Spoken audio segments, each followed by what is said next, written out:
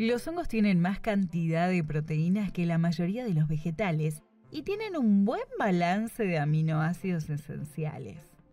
¿Por qué haríamos cultivos en casa? Porque podemos, porque hoy podemos. El curioso desarrollo de la producción de hongos comestibles en Latinoamérica nos lleva primero a Inglaterra, quienes empezaron a difundir sus propiedades y lo fácil y barato que era cultivarlos.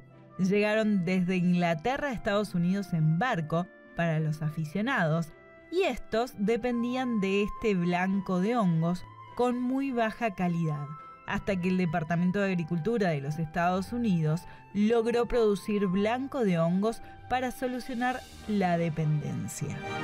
¿Podemos producir en casa? Sí, podemos. ¿Por qué lo haríamos? Porque podemos, justamente. Ya te relaté toda la historia desde Inglaterra, pero también hay algunas precauciones que hay que tener y hay que entender que hay que aprender a producir hongos, porque si no, podemos generar algunos problemas en nuestra alimentación.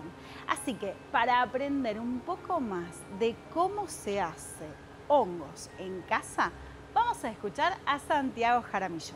En la pandemia que estuvimos encerrados, yo dije, bueno, ¿qué hago? Estoy acá, bueno, y empecé a hacer hongos con los residuos que tenía en mi casa, o sea, residuos domiciliarios. Entonces empecé a hacer hongos con el cartón, rollos de papel higiénico, de cocina, empecé a hacer con sacos de té, la borra del café, la yerba mate y cáscaras de maní. Fui incorporando todo, algunas cáscaras de papa, de batata, y con las técnicas que yo sabía de microbiología, bueno, y con la cocina de mi casa empecé a hacer un ambiente estéril con las hornallas y obviamente teniendo acceso a lo que es el inóculo, el micelio, por el laboratorio en el que trabajo. Entonces empecé a hacer hongos con mis residuos domiciliarios y empezando a reutilizar y a reciclar. Sabemos que más o menos el 50% de lo que uno produce en la casa es materia orgánica y si la empezamos a reutilizar, ya sea haciendo hongos o compost, pues la mitad de la basura ya no va a los rellenos o a los basureros, sino que la podemos reutilizar en casa. Y con esta manera de hacer hongos en casa, también después ese sustrato que ya deja de dar hongos, lo puedo mandar a mi compostera, claro. Entonces lo sigo reutilizando. Vos hablaste de un montón de cosas que vos hiciste con lo que sabías de microbiología, pero hay que ser científico para poder hacerlo. No, incluso en la pandemia empezamos a hacer talleres virtuales. Primero daba una parte teórica y después ponía la cámara en la cocina de mi casa para mostrarles que era en una cocina común y usar un escurridor de pasta, de fideos, la cocina, la pava para calentar el agua. Todo eso lo hacía en la cocina de mi casa y la gente veía.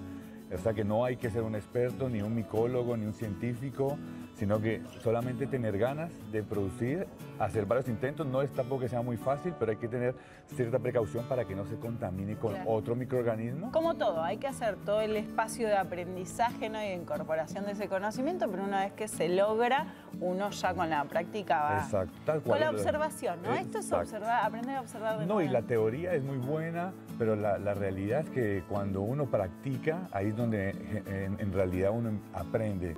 ¿Podemos producirlo en casa? Sí, pero hay ciertas cuestiones de cuidado. No cualquiera en cualquier lugar y menos sin capacitación. Los hongos tienen un largo historial en la medicina china tradicional. En los últimos años se ha reconocido el poder que tiene para reforzar nuestro sistema inmunológico, ayuda al equilibrio de la homeostasis y así reduce el riesgo de enfermedades crónicas. En Brasil es mucho más común comer champiñón de París que otros hongos, pero se está creciendo mucho el interés por sus propiedades medicinales y con la pandemia muchas personas empezaron a pensar en los hongos como una manera de incrementar su inmunidad. Entonces por eso las personas están ampliando sus experiencias con los hongos. El champiñón blanco y marrón, que sería el portobelo, poseen muchos beneficios para nuestra salud si se los incorpora equilibradamente a una dieta. Poseen actividad hipoglucémica, hipercolesterolemia e inmunoreguladora. El champiñón brasilero tiene altos contenidos de glucano, polisacáridos que son inmunoestimulantes, o sea, ayudan a nuestro sistema inmune. Y tienen actividad tóxica selectiva sobre células tumorales. Hoy se está experimentando para tratamientos de cáncer de mama. Vos decías que estos hongos se está descubriendo sus propiedades medicinales. ¿Cuáles son estas? Son muchos, en verdad. Pero hay mucha atención para la prevención del cáncer. Pero no es una acción directa contra el cáncer, pero vía sistema inmune. La persona tiene su sistema inmune activado y esto que hace que no se genere el cáncer, ¿no? Sí, hay tratamientos, hay muchas personas que hablan acerca de esto, que hicieron el tratamiento usando extractos de hongos medicinales como Ganoderma. Algunas empresas extraen los principios y lo venden. Algunas producen directo del micelio del hongo, otras extraen del hongo en sí. Pero hay muchas propiedades y hay algunos polisacáridos como las beta-glucanas que son muy estudiadas por esta acción contra el cáncer. Es una actividad antitumoral.